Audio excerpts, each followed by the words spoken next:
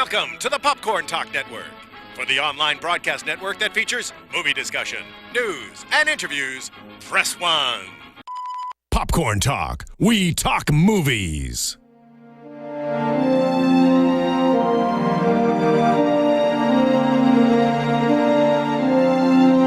From the Popcorn Talk Network, the online broadcast network for movie talk, this is Inside the Documentary, featuring breakdowns and interviews about all the latest documentaries. Hey guys, welcome into Inside the Documentary here on the Popcorn Talk Network. I am Bobby DeMuro. Sitting next to me is Ryan Malady, bringing you another week here on Inside the Documentary. We are live streaming on YouTube, so if you're watching this thing live, you can comment in the chat box below. As always, hit subscribe on YouTube. If you're listening on iTunes, hit subscribe over there. We want to hear how we're doing, so comments are always appreciated. Tweets at Ryan Malady, at Bobby DeMuro. You guys can tweet us. Ryan, how are you doing today? I'm doing well. Well, actually, I'm a little disturbed after what I just watched. Yeah. Not gonna lie, a little bit. I'm glad you said that. I'm disturbed too. We are talking Happy Valley today, the Penn State documentary about the Jerry Sandusky scandal. Joe Paterno, the football team, came out in 2014. Just got a lot of pub. It just got on Netflix, so I think a lot of people are going to see it. We are talking Happy Valley. So if you guys haven't seen Happy Valley yet, I think we both recommend it completely. Go watch it right now. Hit pause. Come back here. If you have seen it, you were in the right place. Okay, got a lot to talk about today, Ryan. Before we get started, specifics and all that sort of stuff. Biggest thought, biggest theme, first reaction, watching this thing, what did you think? Well, it was beautifully made. Yeah. I gotta say that.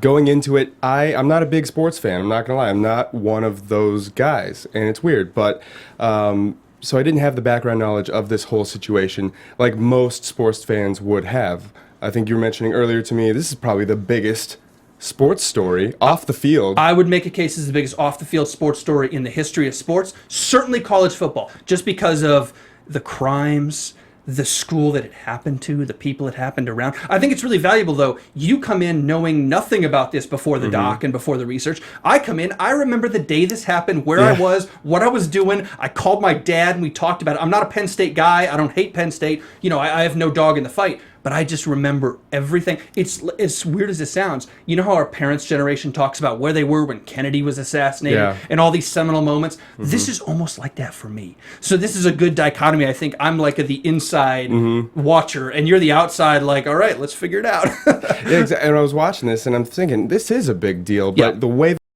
presented it, I feel like it was almost, a situation that was kind of walled off from the rest of the world. It was really a Penn State community issue, the way they kind of presented it. I mean, it didn't shake the walls of the nation, even though it might have. The documentary didn't really show it like that, but I saw it as still something a pretty big deal. No, it did, and it certainly shook the walls, at least of the college football nation, which is a significant population in the fall. But you're right, there is the whole thing, the mountain that they mentioned in the documentary. You're kind of covered in from the nation. Penn State, Happy Valley State College is, almost in the middle of nowhere, let's be honest. So this idea that you're very isolated, it's an insular community. So I think you're absolutely right. Your first take on that is 100% correct. And I'm watching this. I'm feeling very informed. I got a really good grip as to what kind of happened. Maybe not, specifically. There's always going to be things in the shadows, but I got a really good grip as to the whole situation, the culture of Penn State, where it was before and where it is now. But I just don't think it really ended up getting anything done. I don't know. At the end, I didn't really feel like anything really happened. Like not just in the documentary, but in this whole situation. Like this documentary covers the year after this situation, which I'll let you elaborate on because I'm sure you know the details much better than I do. But it was just a year later, and now it's football season again, and everything's done. Everything's golden. Let's stop talking about it. So I'm glad this documentary came out because I think there's bigger issues that need to be recognized by civilization at large. How to handle situations. Listen, for a big theme starting off, I think you got a good handle on it. So for somebody who's coming in from the outside, maybe I say that because we share viewpoints a little bit, and I'm like, oh, of course he's right, because it's my viewpoint too. But sure. I think you have a pretty good handle on what the bigger picture is. So that's interesting to me because maybe people who don't know Penn State, who don't know college football, see it like you do and understand that bigger picture too. Let's get into now the film itself before we get into the big picture and the story and kind of what we think about Jerry Sandusky and Joe Paterno and all this. Let's start with the film, the technical aspects. Beautifully shot. Yeah. I totally agree with you. The film, though, is interesting. It assumes a certain knowledge of events. It takes you from, June 22nd, 2012. It takes you from that moment where Jerry Sandusky, the conviction, it starts with the media. It starts with 45 counts. It doesn't start with what happened. It doesn't start with the investigation. If you don't have the reference, and I know you didn't coming in, people at home may not if they've seen this documentary anyways. So Jerry Sandusky was the defensive coordinator at Penn State, which they didn't mention in the film. Yeah, which is ridiculous. All you know is that he opens up this childhood camp, and he's been involved in football, and you don't really know much except that he has all these child molestation charges, and then it just gives a kind of a pretty good background of Joe Paterno. Yeah. Yeah, so, Joe Paterno was a better background, I thought. He coached for 60 years. He's a legend, was a legend. Right. But Jerry Sandusky was a defensive coordinator, coached for a couple decades under Paterno, was the heir apparent, the coach in waiting. They did talk about that a little bit. They made the reference, or who was it that made the reference of if Joe Paterno was God, then Sandusky would be Jesus, which is in the town. A real uncomfortable reference. It really was, considering the content of this. I didn't disagree with it. I mean, obviously, we're not from State College. Maybe it was different. But I think the metaphor was good. It was just uncomfortable. It was supposed to be. I have a feeling if we were anywhere near Pennsylvania right now, our total opinion of this whole thing would be completely biased. Well, that's the thing. Who's to say it's not biased anyways, because we're not there. But Sure. That's the thing that, because this community is so insulated, they see it. Penn State sees it. Generally, not everybody, but generally Penn State, and we saw it in this documentary, the students, the alums see it very differently than the people outside. I don't remember who it was in the documentary. It might have been the lawyer for some of the plaintiffs, for some of the victims. The lawyer saying, there's so much more empathy the further you get out of State College. Mm-hmm. Because the further you get out of State College, you come to LA where we are, and we see child molester covering up child molestation. Unacceptable, period. Right. In Penn State, in State College, they say, well, Joe Paterno is a legend. It sounds like excuses to us. To them, that's reality. That's the truth. To them, Joe did what he had to do. This whole situation brought up by the media and the crashing down of the NCAA, it just totally destroyed their culture, their community. And when people feel personally damaged by something that they didn't necessarily have anything to do with, defense mechanisms come up. Yeah. And the only way they can defend themselves is by defending the person who was basically the martyr in all this, who was the one who was crucified, for whatever. Meaning Joe Pa. Because everybody, Joe Pa. Jerry Sandusky is just given criminals done. Yeah. So, he was guilty on almost all the counts, right? Yeah. Almost all the counts of the criminal charges, molestation. Yeah, 45 counts, convicted already. He'll spend the rest of his life in prison. He's rotten. Done. And so he's done. And that's why when you bury a criminal like that, you bury him away, tuck him away nice and neat. Well, you know what? We're not done. There's still a lot of fallout. Yeah. Everyone's still hurt. The victims are still there. The whole system is crying out for more justice. More justice. We got the one guy, but how did it go on for this long? Who do we blame? Yeah. Do we blame Joe Paterno? Yeah, sure. A couple of more administrators? Yeah, sure. You know what? Let's just blame the whole football culture, because that's really what enables child molestation, isn't it? Isn't football equal rape?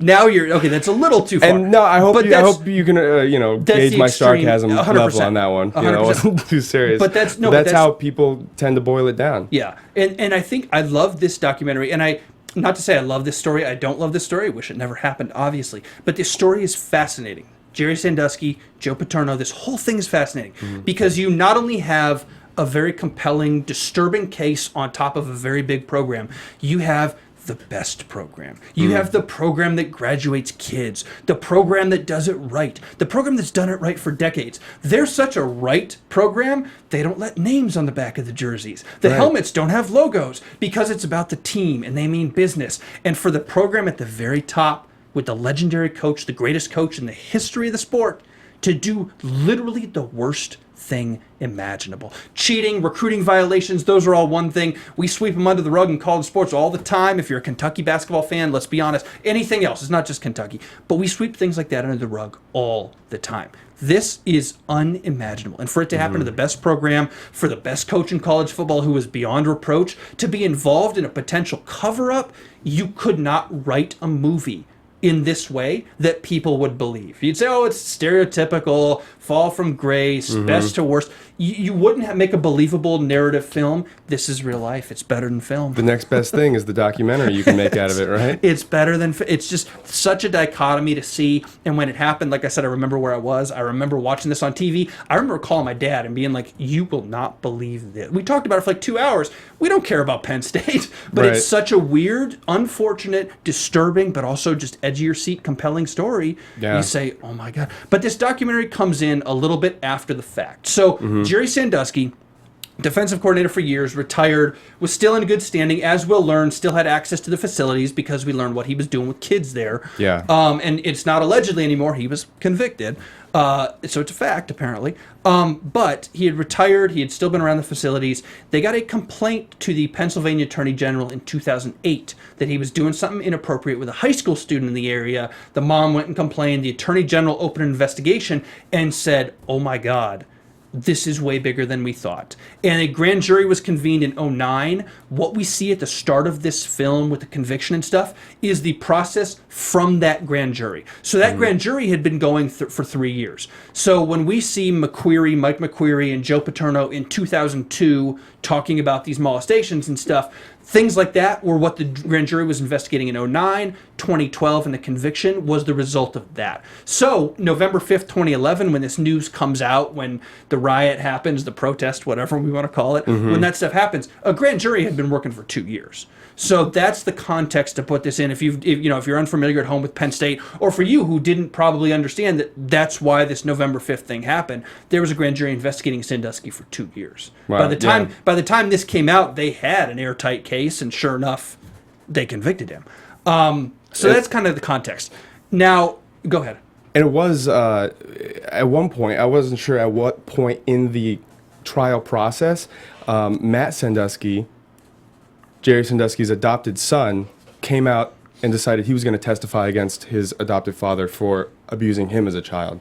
At what point in the trial was that? Because that was really, I feel like, as far as public opinion and media attention goes, that was the turning point where it's saying, yeah, this guy's guilty. His own son is putting him in the firing squad. His own son sold him out. Yeah. That was victim 4, who was the first to testify. So the first person to testify, the first guy to testify, Matt Sandusky, and I think he mentioned it in the film, he's watching it and he says, I heard what he did. I heard how he took advantage of him, how he bought him stuff, how he took him places. And Matt's like, that's me. That was where he decided to come out with his story, was that very first victim. So this whole thing happened really quickly. Wow. Relative to how long court proceedings take and all these stories to play out. That's when that happened. He did that. I think his got just added on to the same case, eventually, those charges, and then convicted of 45 counts. So he actually did testify? Yes. Okay. Yeah. And that's part of what Matt's talking about is his Dottie, Jerry Sandusky's wife, doesn't speak with him anymore. His adopted family who loved him doesn't speak with him anymore. They, in Matt's perspective, I'm not saying he's wrong, sided with the pedophile, sided with the criminal, as opposed to the kid he victimized, which has got to be insanely hurtful, let alone really, really inappropriate for the family, and very telling, I think, for the Sandusky family to do that. Right? And it's just a view inside the damage that is done just to one victim. Granted, the one who lost not only his biological family, but now also his adopted family, and he's the one on the Sandusky side who's going to be the talking head in this doc, which I was really, interested to see. For the first half of the documentary, I had no idea Matt Sandusky was a victim because I'm not familiar with the case. And so I'm just watching it. Oh, wow, his son's talking. Yeah. And at the same time, you got Joe Paterno's kids talking, so you got both sides. You feel like it's going to be an unbiased thing. You feel like it's not really leaning one way or the other. And you feel, by the end, it's like, oh, wow. This is scary. Rape is scary. And the only people who are willing to talk about it are the ones who aren't personally damaged. Yeah. Except for Matt. I don't think his reputation was damaged by Tyler. Oh, I thought you meant damaged emotionally. I got Oh, you. no, yeah. The damage has been done. He went through it. Yeah. But for him to lose his family afterwards, talking about in the documentary, I mean, the only thing he can do is share his story so that maybe other people can have the courage to come out. Yeah. And let justice be done, because I'm sure, I mean, I don't know exactly what statistics are. I tried looking it up. It might range from 1% to 35% of people who don't report it, especially children, especially the most vulnerable. So I don't know. I don't know how many kids are familiar with college football, or how many children are going to be watching this documentary. But it is scary that there's an overall larger theme that hasn't necessarily been addressed. I feel like by. What do you think the biggest theme of this documentary is? Because there's about 4 of them you could probably make a case for. Sure. What's your first theme, biggest idea? What do you take away in saying that's the lesson we are supposed to learn as viewers?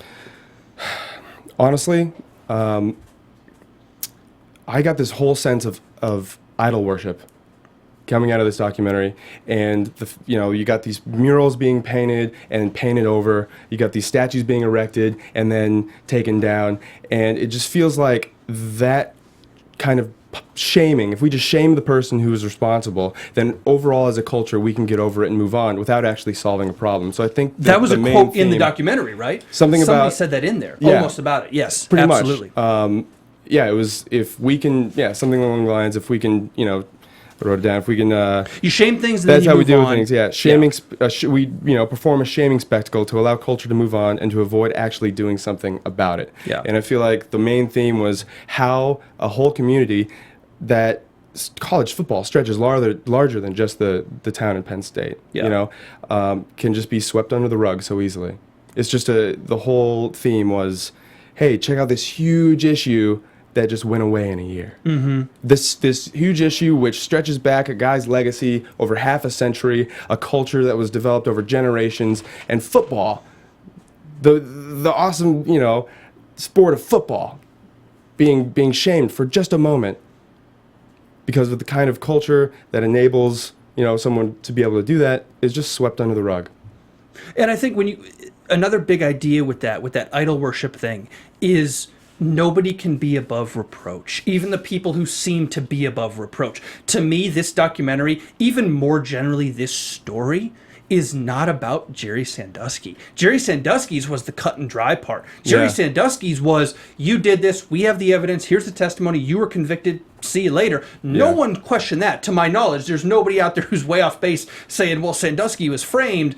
Nobody's saying that. The disagreement, the real story here is Paterno and Graham Spanier and Tim Curley and the administration at Penn State. It's the guys who could have done something and didn't. It's the guys who did what they were legally obligated to do, but not morally. And you look at these guys, and it's doubly bad that this is such a good, upstanding moral program. They graduate kids, all that stuff. They did it the right way for 6 decades. And the most important part, excuse my language, the most important part, they fucked up.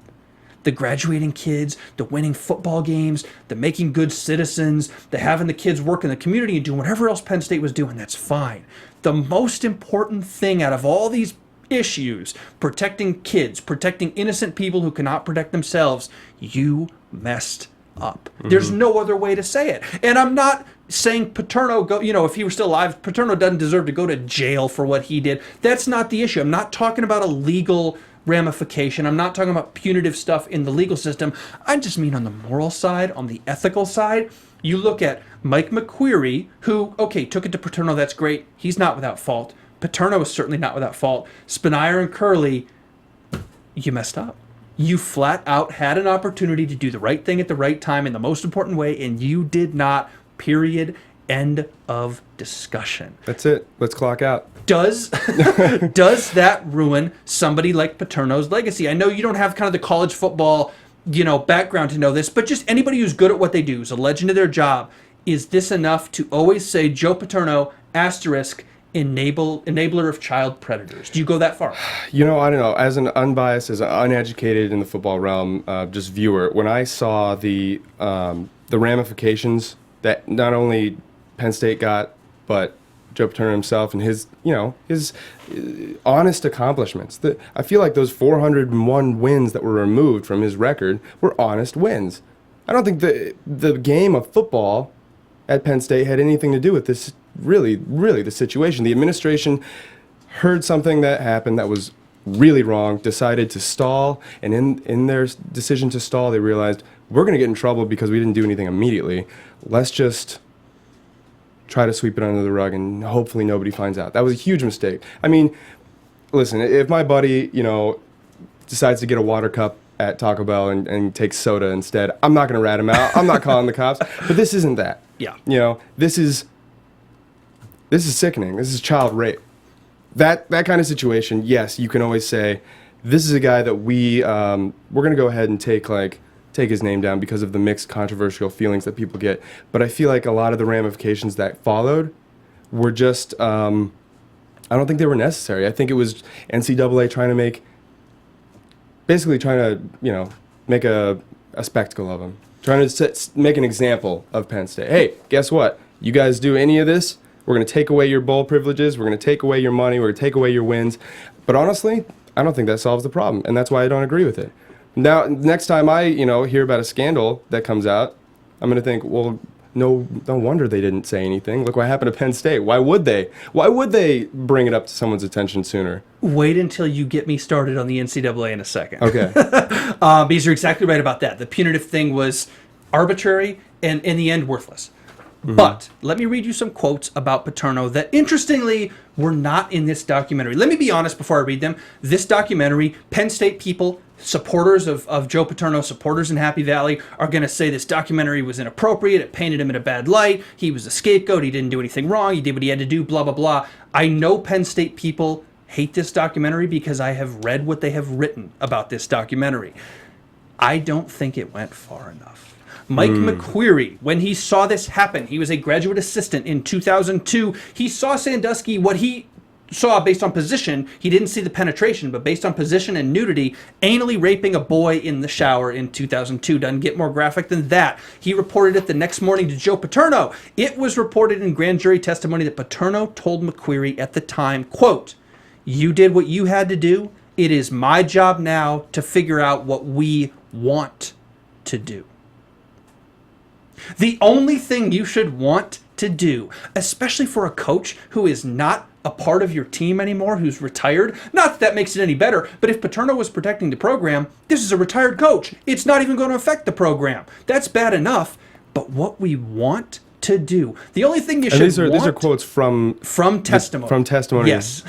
Wow. in the record, what we want to do. You did what you need to do. It's my job now to figure out what we want to do. Next one, Joe Pa also told McQueary, "I'm sorry you had to see that. It's terrible. I need to think and tell some people about what you saw, and I'll let you know what we will do next." As if it were a choice, as if it were, tough. I'm going to think, well, we have a kid. If we had a kid, Ryan, you and I, a 15-year-old, let's say we had a 15-year-old, and they stayed out too late. We would think about, well, what do we want to do? Do we ground them? Do we take away their iPad? How do we punish them? This, like you said with Taco Bell, this is not that.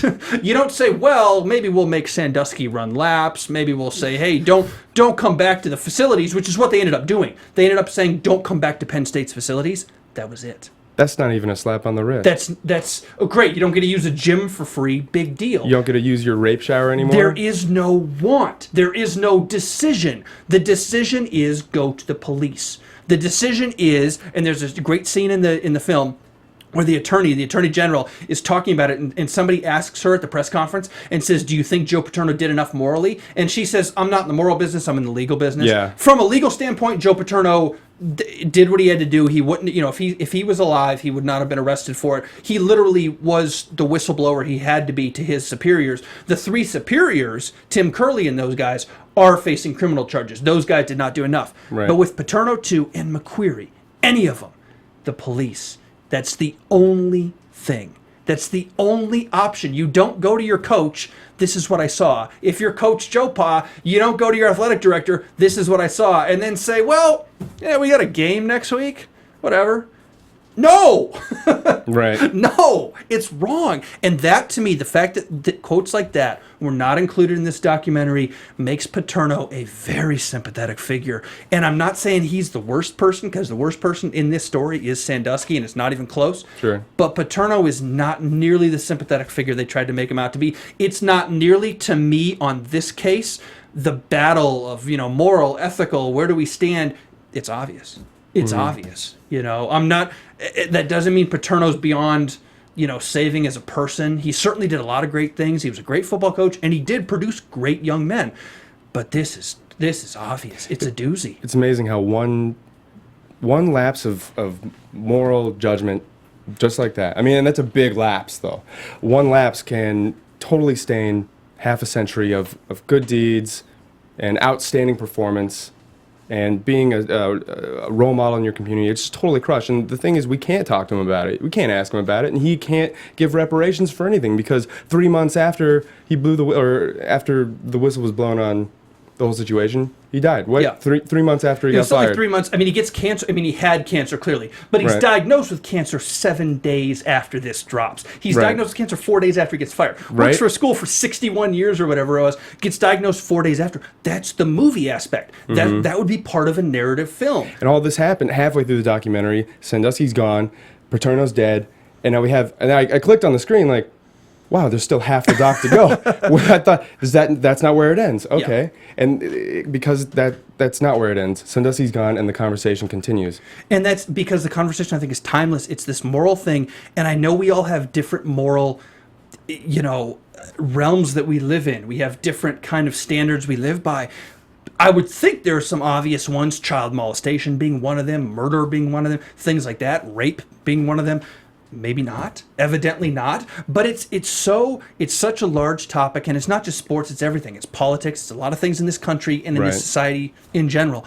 It's protecting your vested interest. It's protecting the interests of the community over the individual, and then it's sacrificing the right individual. Sandusky, he's guilty, forget him, versus the wrong individual. Oh, Joe Pa, Penn State football. That's holy. We can't sacrifice that. That's holy. Right. It makes your skin crawl when you're not involved with it. And again, I don't hate Penn State. I don't care. Coming in when Penn State was playing football games on TV, it was like, okay, whatever. I don't care either way.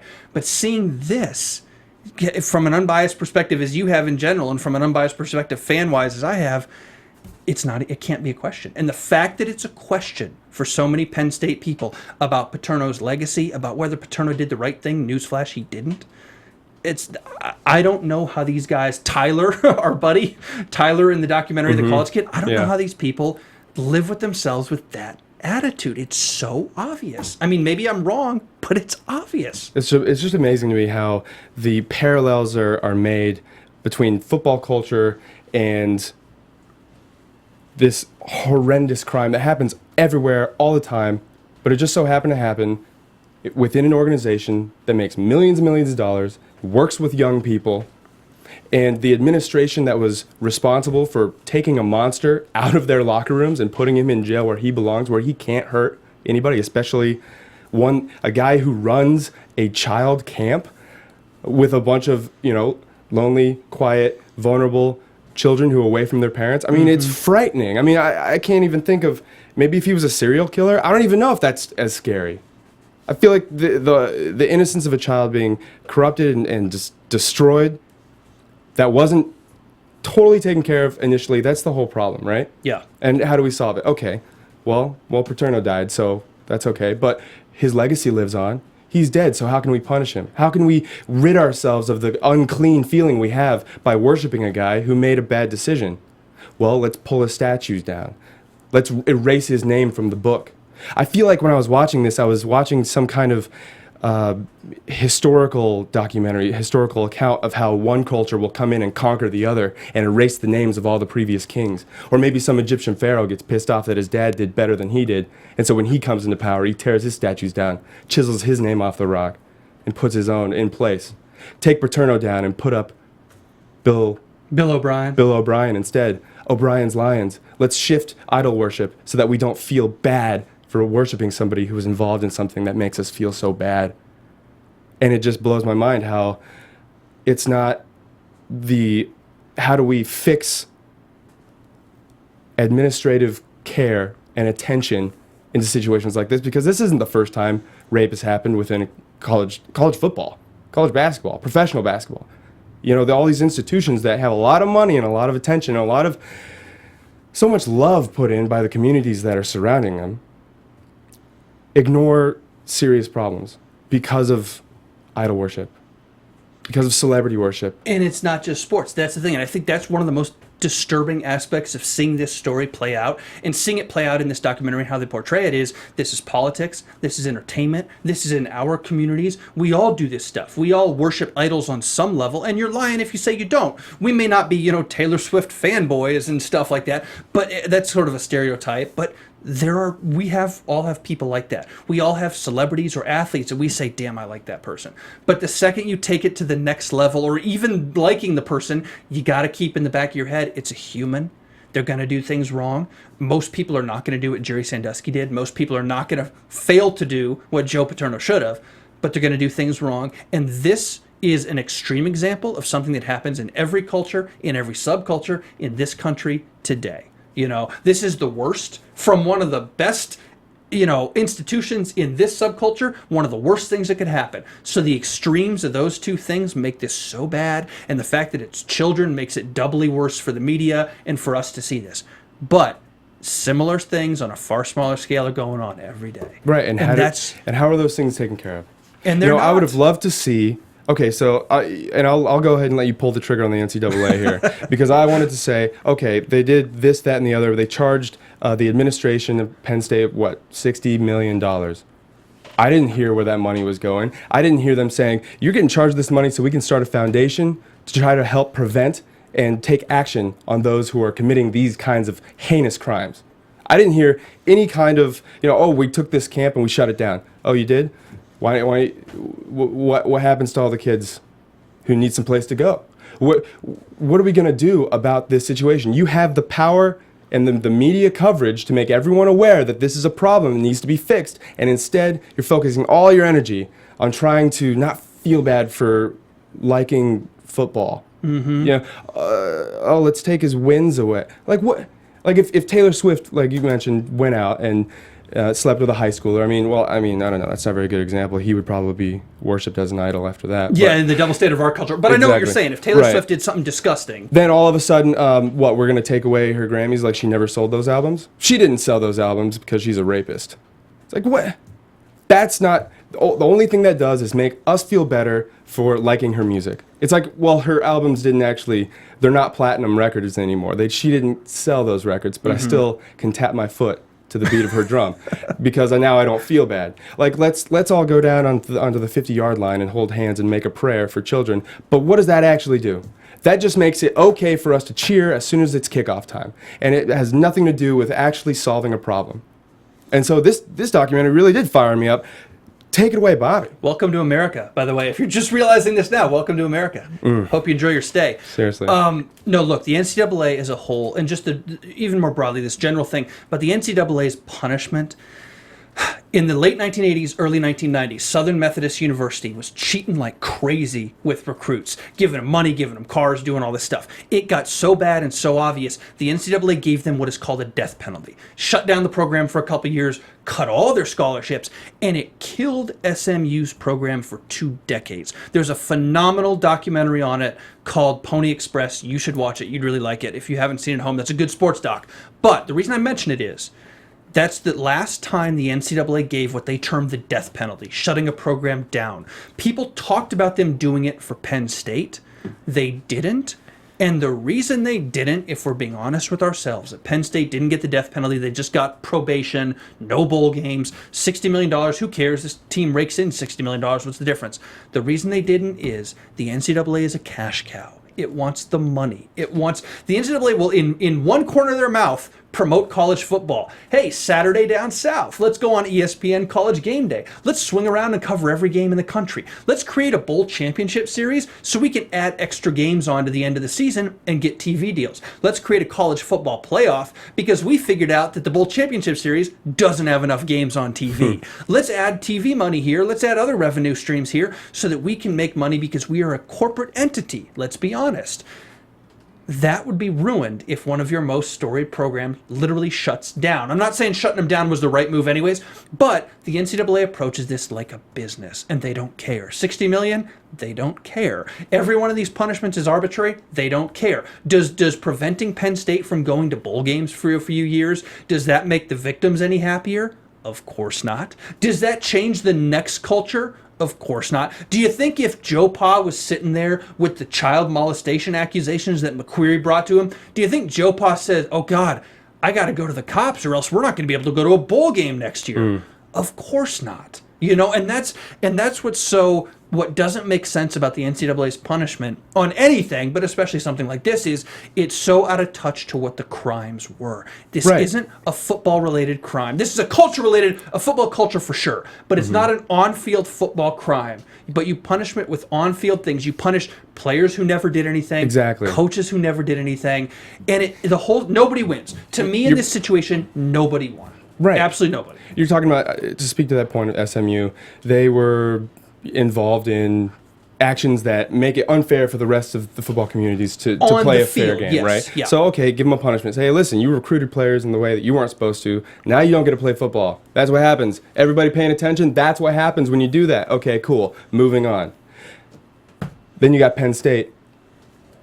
All of a sudden, like you said, players who had nothing to do with this are being punished. I mean, sure, give them the ability to transfer to another school. Hey, I'm a football player and I want to play, but I don't want to be connected to this administration anymore. I just want to go play somewhere else. That's cool. Give them the ability to leave. Does it hurt the football program? Yeah. But that's what happens when the administration doesn't act morally. Yeah. But now you have the students who are affected. They're getting slammed, not only by the media, but now they can't celebrate their football team going and winning accomplishments. Because honestly, what did the players or the students or the community at large have to do with this whole situation? What did they? Because the NCAA, their point was when I didn't catch his name, but Mark Emmert, the president. Mark Emmert. Yeah. Okay, good show.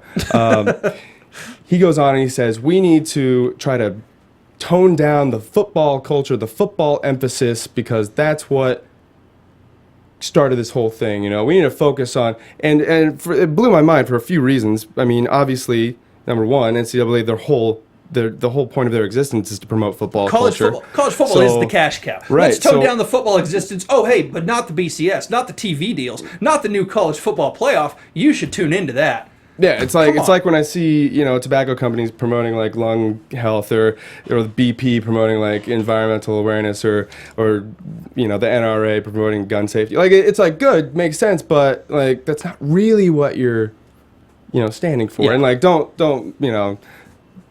shoot me for dropping all those huge huge controversial topics, but just for example, it just blows my mind that first they went on and said, hey, we need to tone down football culture, right? And then they turn around and punish people who had nothing to do with football. Yeah. So what is the solution? What could they, and because would you say that they needed to do something? Solution number one, Penn State, the one thing they got right was firing Paterno. Okay. I'm sorry, he deserved it. He 100% deserved it. Yeah. And Scott Paterno, the son, was so telling when he said, my parents are worldly, my parents are well-read, but they were really naive. Yeah. Joe thinking, well, I'm not going to get fired. Are you kidding? That's what made it worse. Man. The fact that he never understood how serious it was. And part of it to me was heartbreaking because he's so old. I don't think he was all the way here, and I don't think he had been all the way there mentally for a few years. Mm-hmm. There was college football people obviously know this very well. The last few years of his career, everybody every year asked the question, how much longer can this guy coach? How can he be effective as a coach? How can he be effective as a recruiter? Does he really know what's going on? There's a debate about, when is it time to just retire already? As it turned out, it didn't work out too well for him at the end anyways, but he's already not really there mentally. He doesn't understand the significance of this situation, which makes it so much worse. Those just facepalm quotes of him in the front of his house saying, well, I got a phone call. I guess I'm out of it. It's like he's out of the running for a city council position. Dude, no. This is so much more than that. But he never got it, And part of you wants to yell at him, Joe, what the hell is wrong with you? Part of you wants to just say, I feel bad for him. He doesn't get it. I kind of did too. He doesn't understand. But you also have to remember, the allegations, the Mike McQueary thing, this was 10 years before. He got it 10 years before. Was it 10 years 2002. Before? He got it in 2002. He would have been 9-10 years cleaner mentally, 9-10 years younger, theoretically 9-10 years more involved, and you would have thought, you assumed maybe, and maybe it's incorrect to assume it, but you would have assumed he could make a little better decision then, and he didn't. So I see old Joe Paterno in 2011, and I say, he doesn't get it. But then, and I'm sad, I'm empathetic. But then I see Joe Paterno in 2002, and I say, wait a second, he had to have gotten it then. Right. He had to have. The way he handled it, the way he, like you were saying, he didn't seem quite there. Almost like he wasn't really understanding the gravity of the situation. Yeah. You know what? Maybe he did. Maybe he knew, well, yeah, I guess this was bound to happen. Because he even admits to the author of his biography, I wish I had done more. Yeah. And he does. He admits it. He knows, because in the back of his head, what didn't it get brought up to him at one time before, right? In 1998, there was a situation where he was. It might have. I don't know. Don't quote me on it. But 2002, obviously. Right. Yeah. So either way, I mean, at the end of the day, this guy who has great intentions. Obviously, people love him for a reason, and he's a great coach. Builds a community. Builds Penn State to what it is. You put all of that before the safety of innocent children. And that is the problem. So for him to get fired, totally understandable. The way he took it, I think he knew it was coming. Yeah. Or it could, at least that was a possibility. The administration, they're getting criminally charged. I'd be interested to see what the developments on that Follow are. up. It's happening this year. This year it is? Yeah. That'd be something to watch. I work in sports. I work almost full-time in sports. Sports are dumb. They're entertainment. At the end of the day, they don't matter. We love them. I know you're not as much of a sports fan as I am. I love them. I live and die by it every day. And then when the game ends, do you know what I do? Something else. Mm-hmm. And I think that this documentary reinforces the worst in sports for us too. These people don't do something else. These people go to Joe Paterno's statue after his death and call other people assholes at the statue because of personal points of view and stuff and what's going on. The guy holding the sign, everybody's yelling at him. It's like, it's at the end of the day, you're idolizing a football coach. I'm not saying he wasn't a good person in a lot of ways. I'm not saying if we had met Joe Paterno, I'm sure we would have loved him. I'm sure he was a great dude. But you're idolizing a football coach. You're calling random strangers assholes over the statue of a football coach. He's just winning football games at the end of the day. It doesn't matter. And I know we all treat sports because it's a diversion. Could go a little bit further. Say he's, positively affecting young men's lives, helping them. I'm with you. But yeah, you're right. At the end of the day, it's like. At the end of the day, if Penn State wins or loses, it's a win or a loss. I don't see people going, to Nobel Peace Prize winning statues and taking pictures with those guys, those men and women of the world. And I'm not discounting sports. I'm in sports. I know the power this has for a community and for people and stuff, but there is a line. And too many people cross that line too often. And in this documentary, I think it showed too many people cross that line. They forgot that, wait a second, it's not about football. It's not about the bowl games and the national championships and 409 wins for Joe Paterno. That's very important, but at the end of the day, it's actually not important at all. At the end of the day, it's recognizing dangerous people and being able to not enable them to put themselves in dangerous situations where innocents can be harmed. I mean, at the end of the day, that's what it is. But that's such an overarching problem for society to handle that it's much easier just to tear a statue down and to paint over a mural multiple times. That guy. The whole mural worship thing, it really is. It's totally, I mean, you can't even paint a more beautiful symbol. I mean, no pun intended, but you can't paint a more beautiful symbol than the idol worship presented in this documentary. It's like... In the mural specifically. In the mural. Yeah. And the statue.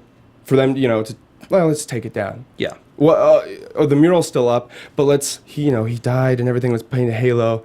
Well, now we found out he, enabled the situation. Let's remove the halo because and people are gathered around crying about it. It's like, listen, this is a mural. You guys need to wake. I was about to cuss real hard. Do it. I already You guys need to wake the fuck up. And there's a problem that needs to be solved. You solve it by addressing the real issues. The real issue is sometimes administrations put their self-interest above the interest of innocent people who could and do get hurt. Yeah, above the community in general. What's greater good there? Above vulnerable people. Because these little kids, they were never going to come forward. If the complainant in high school, the mother, didn't notice anything in 2008, nothing was ever going to happen. It took one specific thing. These kids, Matt Sandusky was never going to come forward. He's in his 30s now. He's in his 40s now. He wasn't going to come forward. These kids were so vulnerable at that time. They were so manipulated.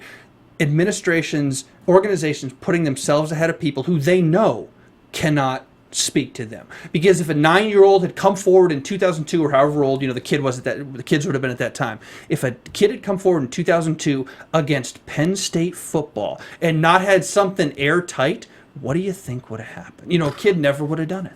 No. And that's and organizations know that. Curley knew that. Spanier knew that. Paterno knew that. Maybe not explicitly, maybe in a more esoteric kind of subconscious way, but organizations and the people who lead these organizations understand how these things work. Don't think for a second that they don't. There's a reason that email got sent about us thinking this through. There's a reason Paterno said to McQueary, we'll think about what we want to do, because they didn't feel threatened. They had been enabled by the police in that city. They had been enabled by the community at large. They didn't feel threatened. We can decide. We have a child molester in our midst.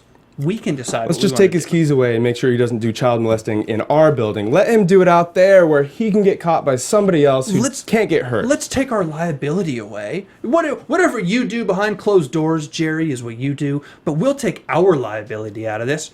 Give me a break. And it backfires anyways because they're paying out civil suits out the ass for the next 26 years, or for the next 26 cases. But have fun with that. But Penn State's got the money to do it. But let's get rid of our liability. Let's wash our hands of it. Jerry's problem is Jerry's problem. It's like the kids aren't human, right? It's a liability. It's an issue. Let's figure out what we want to do about this. As long as we say a little prayer for the victims, we can go on enjoying everything as if nothing happened. And you know what?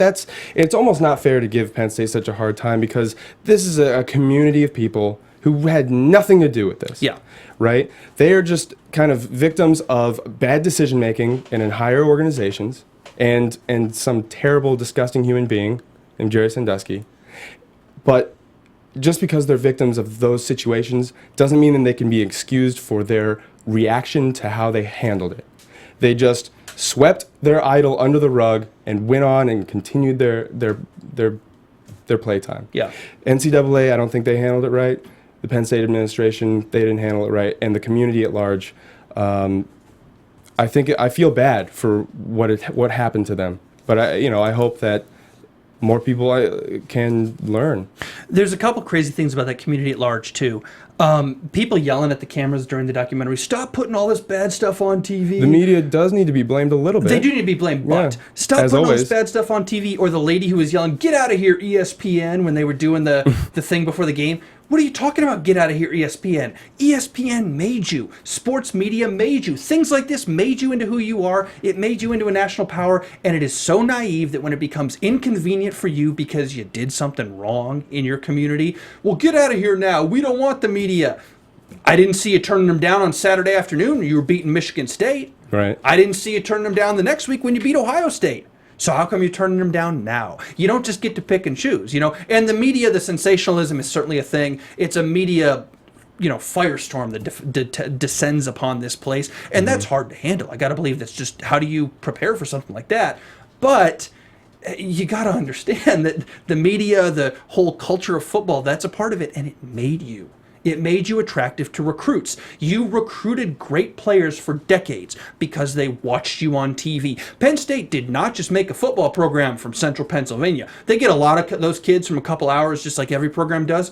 They got kids from Miami and Detroit and DC and Boston and St. Louis. They got kids from all over the country because these kids watch them on television. And that's not an insignificant point. Here's a team that's doing great, winning games, has an awesome football culture, and you know what? At the same time, 87% of them graduate. That's a great program. I would want to be a part of that if I was a football player. So for the NCAA to come down and say, we need to tone down this football culture because that's the problem. And for the Penn State community to turn around and say, well, no, the media is the problem. And for anyone outside of the community to say, no, it was Joe Paterno and the administration of Penn State, that was the problem. For everyone to be pointing fingers, it's just like, all right, listen, Sandusky's in jail. He's rotting for the rest of his life.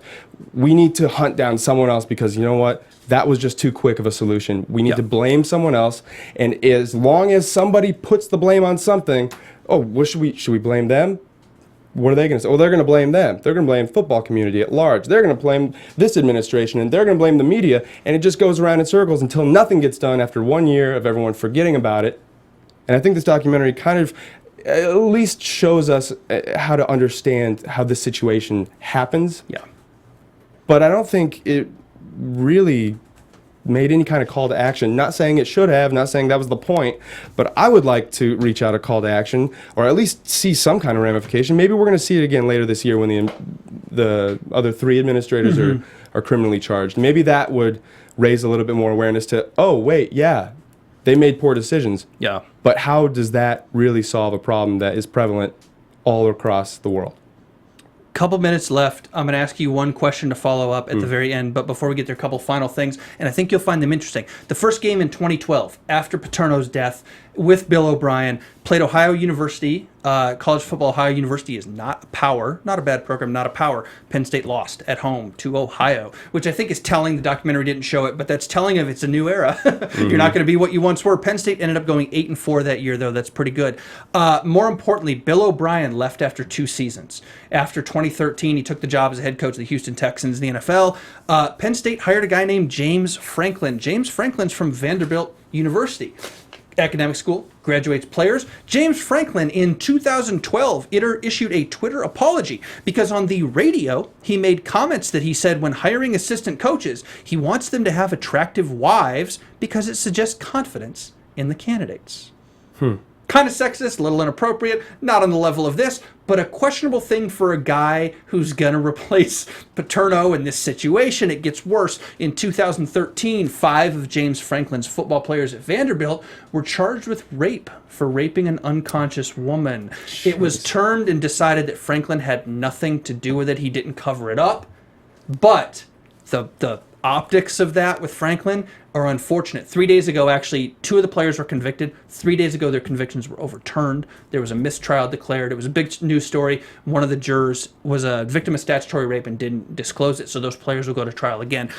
Penn State looked into Franklin very, very hard before they hired him, as they should. They knew about this. They knew he didn't do anything. There was no cover-up, apparently, from him.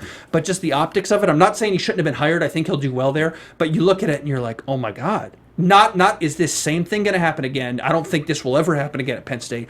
Maybe it will. Probably not. But are they just going to turn left and the same damn problems are going to happen? The idol worship, the looking the other way, the enabling. What's how does this move forward? I don't know, man. I mean, I remember. So I'm from Colorado. I remember the same thing happened at CU Boulder. Bill McCartney. Right. Same thing happened. It was a big deal. But as soon as you chop off the head, you replace it with another one. And the system keeps turning. So when I see the kind of punishments that are put in place for situations like this, it almost seems that, wait, does he have any dirt? Can anything be traced back to him? No? Okay, then we don't care. As long as he's not a liability, as long as everything's still clean, then we'll go ahead and continue operating the way we do. And that's the problem, isn't it? Well, and listen, Colorado's a good example. Football culture was killed at Colorado. CU's been bad at football for 2 decades after that. They won a national championship in 1991. They haven't done crap since then. So Colorado paid the price. Is Penn State going to have to pay the same price? And for these fans, on the field matters. To us, we say, hey, get it right off the field. Whatever happens on the field, it's a game. To these fans, on the field really matters. Yeah. Final takeaway, lessons learned. Final thing from this film. What do you think? I honestly, it really does disturb me, the kind of acts that humans are capable of. And when we are put into situations where we have something we really care about, whether it's sports or music or entertainment of any kind, I feel like doing what's right is overlooked by doing what makes us feel good. And it's too often that doing the right thing doesn't feel good enough to do it.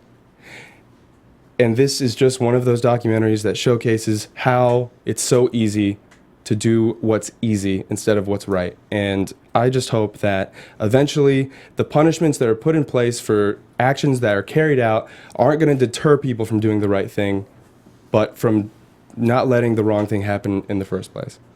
I totally agree with you, and I think to add to that, 2 lessons I learned from this, and we all should. Do not create statues and murals for living people, ever, under any circumstance, no matter what. The statue didn't do anything wrong, taking it down doesn't help, but having it up is part of enabling the culture. Don't build a statue.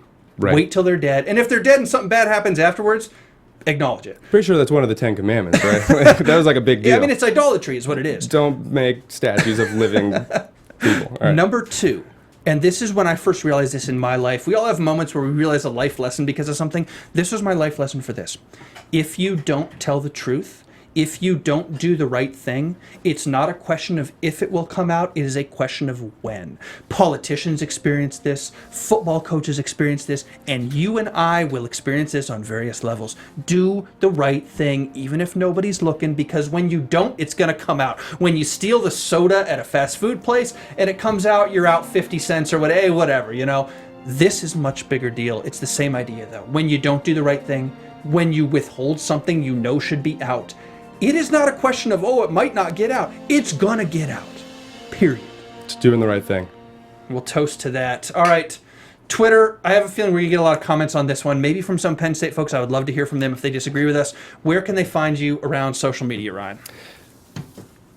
You guys can find me at Ryan Malaty on all your favorite social media platforms. Thanks again for joining. And I'm at Bobby DeMuro on Twitter, at Mr. Bobby DeMuro on Instagram. Why not? You can comment on my photos. That's it this week on Popcorn Talks Inside the Documentary for you guys at home. We're here every week. I believe we're actually out next week because of the holiday, but every Sunday besides that, you know where to find us. Follow us on Twitter at The Popcorn Talk, popcorntalknetwork.com, and youtube.com/Popcorn Talk Network. Hit subscribe if you haven't already on YouTube and iTunes. Comment on YouTube. We'll follow up with them. That's it this week. We'll see you guys next time on Inside the Documentary. From producers Maria Menounos, Kevin Undergaro, Phil Svitek, and the entire Popcorn Talk Network, we would like to thank you for tuning in. For questions or comments, be sure to visit popcorntalk.com. I'm Sir Richard Wentworth, and this has been a presentation of the Popcorn Talk Network. The views expressed herein are those of the hosts only and do not necessarily reflect the views of the Popcorn Talk Network or its owners or principals.